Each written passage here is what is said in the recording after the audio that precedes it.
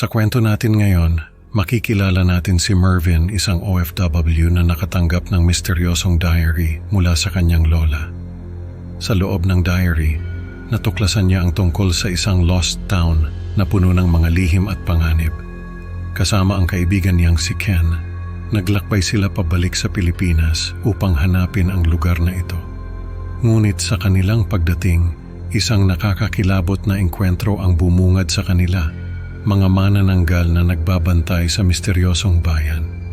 Panoorin ang buong kwento para malaman kung paano nila hinarap ang mga nilalang na ito at kung ano ang naging kapalaran nila sa Lost Town.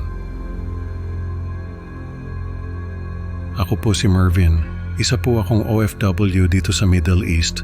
Matagal na akong nakikinig sa channel nyo. Lagi kong pinapakinggan yung mga stories nyo sa YouTube habang nagtatrabaho. Parang nakakatanggal kasi ng homesick yung mga stories nyo, kaya naisipan kong magpadala ng story ko. Sana po ay magustuhan nyo. Nagsimula ang lahat nung makuha ko yung diary ni Lola. Matagal na akong nagtatrabaho sa ibang bansa. Bihira na akong makauwi sa Pilipinas. Kaya nung sabihin ni Mama na may iniwang diary si Lola para sa akin, ay na-curious ako. Si Lola kasi, hindi naman siya writer, ni hindi nga siya marunong magbasa. Paano siya nagkaroon ng diary? Tapos sa akin pa niya iniwan. Nung mabasa ko yung diary, dun ko nalaman na may mga tinatago palang sekreto si Lola na hindi niya nasabi sa amin. Isa na doon yung tinatawag na Lost Town. May parte daw ng bayan namin na hindi natutuklasan ng mga tao. Nakatago raw ito sa gilid ng bundok.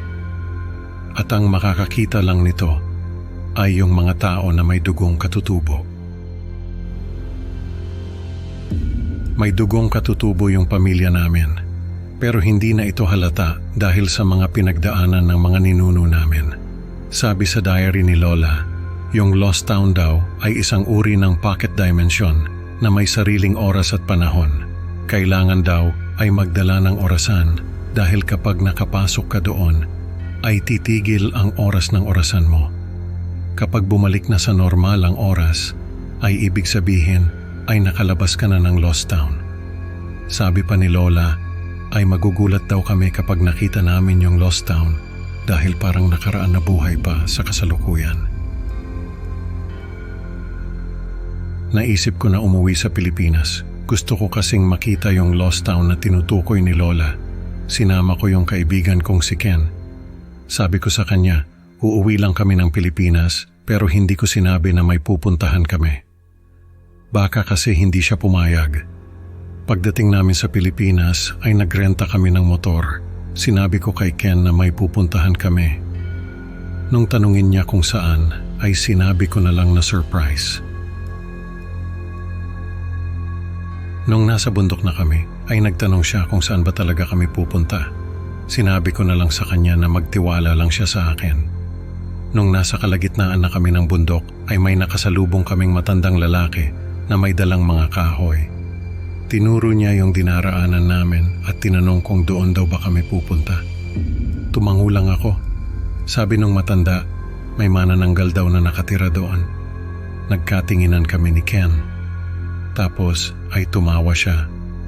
Sabi niya, ang weird daw ng mga tao sa probinsya. Nung makarating kami sa dulo ng kalsada, ay may nakasalubong ulit kami na isang matandang babae. Ganon din yung sabi niya sa amin, may manananggal daw na nakatira doon. Bumaba ako ng motor at tinanong yung matanda kung ano ang ibig niyang sabihin. Sabi niya, may isang pamilya raw na nakatira doon sa lugar na pupuntahan namin. Mga manananggal daw sila. Nagpasalamat na lang ako sa matanda. Pagkaalis namin ay nagtanong si Ken kung ano raw ba yung sinasabi ng matanda. Sinabi ko sa kanya na may mga tao na nakatira sa lugar na pupuntahan namin. Mga manananggal daw sila. Sabi ko kay Ken, baka naman nagbibiro lang yung mga matanda. Pero sabi niya, bakit daw magbibiro yung mga yon? Ano raw ba yung pupuntahan namin? Sinabi ko na lang sa kanya na malapit na kami, magtiwala na lang siya sa akin. Nung makarating kami sa dulo ng kalsada ay naglakad na lang kami. Tinago namin yung motor sa mga puno. Sabi ko kay Ken, may makikita kaming mga bahay.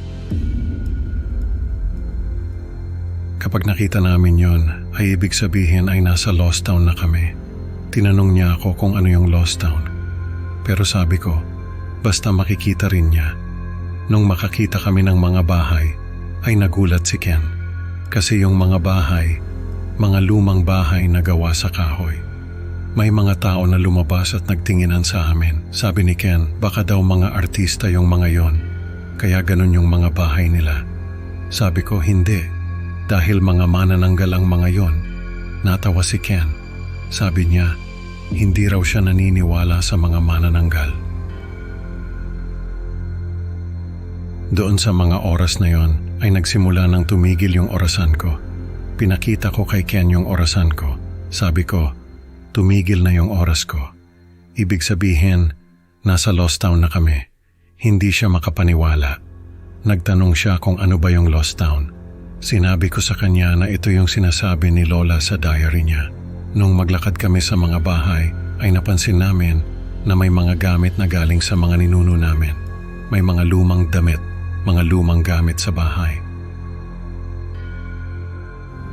Sabi ko kay Ken, baka dito nang galing yung mga ninuno namin. Kaya lang ay hindi na sila nakabalik dito. Nung pumasok ako sa isang bahay, ay may nakita akong lumang salamin.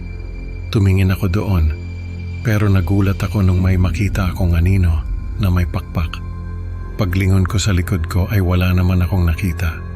Lumabas ako ng bahay at tinanong ko si Ken kung may nakita ba siya na may pakpak. Sabi niya, wala naman daw. Tumingin ako sa paligid. Doon ko nakita yung isang nilalang na nasa itaas ng puno. Nakatingin siya sa amin. Tapos ay bumuka yung bibig niya at lumabas yung mahahabang dila. Sabi ko kay Ken, tumakbo na kami. May manananggal. Nung tumakbo kami, ay biglang sumugod yung manananggal. Lumilipad siya habang nakatayo. Parang siyang malaking paniki na may katawan ng tao. Sumugod siya sa amin. Nung malapit na siya ay bigla siyang umatras. Tapos ay lumipad siya ng palayo. Napahinto ako. Nagtaka ako kung bakit siya umatras. Doon ko naalala yung mga manananggal na nakatira sa Lost Town. Baka natakot siya sa mga yon. Nung tumakbo ulit kami ay nakita ko yung mga manananggal na lumabas sa mga bahay. Tapos ay nakita ko yung manananggal na sumugod sa amin. Nung makita siya ng mga manananggal na nakatira sa Lost Town ay bigla siyang lumipad palayo. Doon ko naisip na baka hindi talaga nila kami sasaktan. Pero yung manananggal na sumugod sa amin ay hindi sila magkapamilya. Nung makalabas kami sa Lost Town ay tumakbo na kami pabalik sa motor.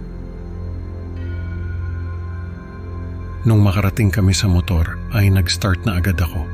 Pero hindi siya umaandar. Si Ken naman ay nakatingin sa paligid. Sabi niya, nakikita niya yung manananggal sa mga puno. Nung umandar na yung motor ay pinaharurot ko na agad. Pero bigla na lang sumugod yung manananggal. Naramdaman ko na lang na lumipad kami. Tapos ay bumagsak sa lupa. Pagtingin ko kay Ken ay nakita ko na hawak siya ng manananggal. Sumigaw ako. Tinawag ko yung pangalan niya. Pero lumipad na yung manananggal. Nung makabalik ako sa bayan ay hindi na ako nagpaalam pa sa mga magulang ko. Agad akong bumalik dito sa Middle East. Hindi ko na sinabi sa kanila yung nangyari.